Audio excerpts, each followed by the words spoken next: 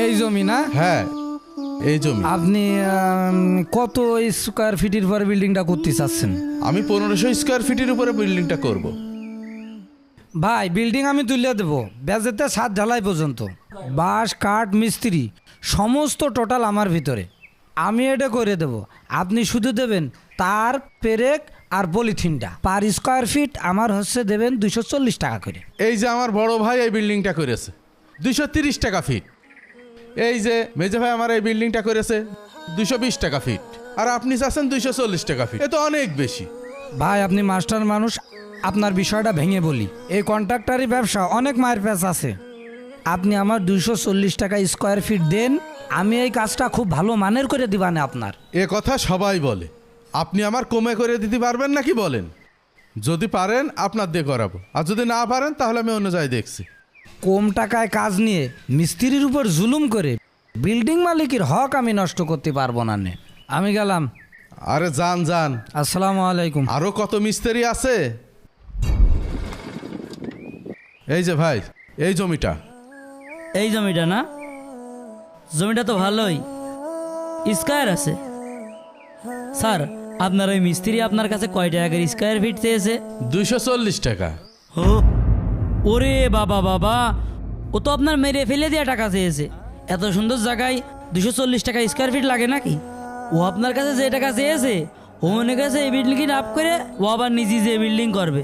তো যাই হোক ভাই, আমার এখানে 1500 স্কোয়ার ফিটের উপর বিল্ডিংটা হবে। আপনি কত করে ফিট রাখতে পারবেন? স্যার ও তা নিয়ে আপনার কোনো টেনশন করতে হবে না। আপনার বিল্ডিং আমার নিজের মনে করে দিবানে, কাঠ বাঁশ যেখান যা লাগে সব আমি নিজ দায়িত্বে করে দিবানে। আপনি আমার 220 টাকা করে স্কোয়ার ফিট দেবেন। ভাই আপনার কথা আমার খুব ভালো লেগেছে, কিন্তু আমার বড় ভাই এই বিল্ডিংটা করেছে 230 টাকা স্কোয়ার ফিট, আমার মেজা ভাই এই বিল্ডিংটা করেছে 220 টাকা স্কোয়ার ফিট। এখন আপনি কি করবেন তা আমি ভাবছি। স্যার আপনার ব্যবহারও আমার ভালো লেগেছে, আপনি স্যার মানুষ, আপনার সম্মানেরতে আপনি আর 5 টাকা করে কম দিয়ে নেন, কাজটা আমিই করি। যাক আলহামদুলিল্লাহ, আপনিই করেন। তাহলে শুক্রবারের থেকে কোপ দিয়ে শুরু করি স্যার। ঠিক আছে। আচ্ছা ঠিক আছে। আসসালামু আলাইকুম। ওয়ালাইকুম আসসালাম। এই ভাই কোসি আপনার সাথে একটু কথা ছিল। হ্যাঁ বলো। স্যার আমাদের হেড মিস্ত্রি আপনার এই বিল্ডিংয়ের কাজটা খুব কম দামে নিয়েছে স্যার, 215 টাকা করে ফিট নিচ্ছে, যার ফলে খুব লস হচ্ছে স্যার। সব প্রেশার স্যার আমাদের উপর এসে পড়ছে স্যার। তো তাতে আমার কি? কাজ করছো টাকা পাচ্ছ, এতে সমস্যা কোথায়? ভাই 1500 স্কোয়ার ফিটের কাজ করতে গেলি মিনিমাম 3টে জোন আর 3টে মিস্ত্রি লাগে। আমরা 6 জনের কাজ স্যার 3 জন করছি, খুব প্রেশার হয়ে যাচ্ছে স্যার। আমাদের হেড মিস্ত্রির 215 টাকা করে কাজটা নিয়ে আর ঠিক হয়নি। তুমি কি বোঝাতে চাচ্ছ? তুমি কি হেড মিস্ত্রির চেয়ে বেশি বোঝো? তোমার হেড মিস্ত্রি বলেছে 215 টাকা স্কোয়ার ফিটই আমার বিল্ডিং এর কাজ কমপ্লিট করে দেবে। শোনো, তুমি কাজ করতে এসো, কাজ করো, ওসব বিষয়ে তোমার নাক গলাতে হবে না। স্যার আমি তো শুধু আমার কষ্টের কথা বুঝাতে চাইছি। তুমি কাজ করতে পারলে করো, না করতে পারলে চলে যাও। তোমার মতন রাজমিস্ত্রির অভাব নেই। বিল্ডিং মালিকের ভালো করতে চালাম, উল্টে আরো আমার খারাপ মনে করল, এই জন্যই মানুষের উপকার করতে নেই। কিরে কাজ কাম শেষ হয়েছে?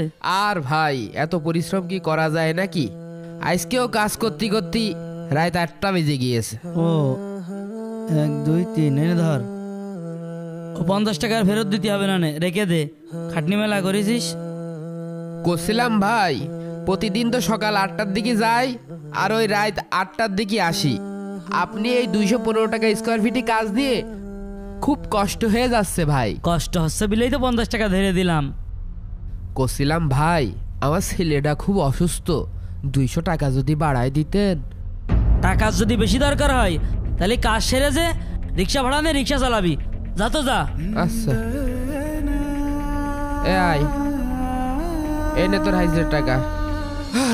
ভাই আপনার কাজের শুরুতে 1 লক্ষ টাকা দেওয়া আছে, এই নেন 2,70,000 টাকা। আপনার 3,70,000 টাকা পরিশোধ। আমার বাড়িটা অনেক সুন্দর হয়েছে, আলহামদুলিল্লাহ, আপনাদের পরিশ্রম সফল হয়েছে। তা তো ভালো হয়েছে, কিন্তু আমার নিজের 70,000 টাকা লস হয়ে গেল। লস? তা কিভাবে? আমি তো আপনার কাজটা 215 টাকা রেটে নিয়েছিলাম, 240 টাকা নিলে আমার কিছু টাকা লাভ হতো। আমি 215 টাকা নেওয়ার কারণে আমার 70,000 টাকা লস হয়েছে। ভাই আমার হাইজরে 10,500 টাকা বাকি ছিল, কখন দেবেন? বিল্ডিং এর কাজ তো শেষ। এমনিতেই আমার এতগুলো টাকা লস হয়েছে, এই মুহূর্তে আমি তো টাকা দিতে পারছি না, আমার মাফ করে দে ভাই। মাফ করবো কেন? আমরা তো সারাদিন রদিপুরে কাজ করেছি, আমাদেরও তো ঘর সংসার আছে। এখন টাকা না দিলে আমরা চলবো কি করে? তোদের বললাম না এই বিল্ডিং করতে যে আমার 70,000 টাকা লস, আমি তো টাকা দেবো কন্তে। আপনি কাজ পাওয়ার জন্য 240 টাকা ফিটির কাজ, উনি 215 টাকা নিয়েছে।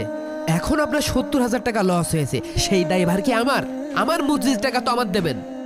ভাই আসলে ভুলটা আমার নিজের স্বার্থ দেখতে গিয়ে আপনার 70,000 টাকা লস হয়েছে। জি স্যার, আপনি ঠিকই বলেছেন। ব্যবসায় লাভ লস থাকবেই, তাই বলে আপনি মিস্ত্রি টাকা দেবেন না?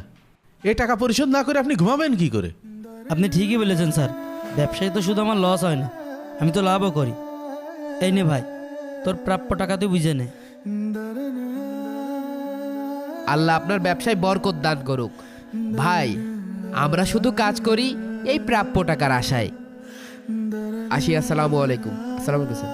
রাজমিস্ত্রির হাতের ঘামে গড়ে ওঠা প্রতিটি ইটের গাঁথনি যেন এক একটি স্বপ্নের ভিত্তি। সে জানে তার পরিশ্রমের বিনিময়ে অন্যের মাথার উপরে ছাদ উঠবে, অথচ হয়তো তার নিজের মাথার উপর আজও আকাশটাই ছাদ হয়ে আছে। তবু সে থামে না, কারণ সে জানে তার হাতের ছোঁয়ায় গড়ে উঠবে আশ্রয়, শান্তি আর স্বপ্নের ঠিকানা।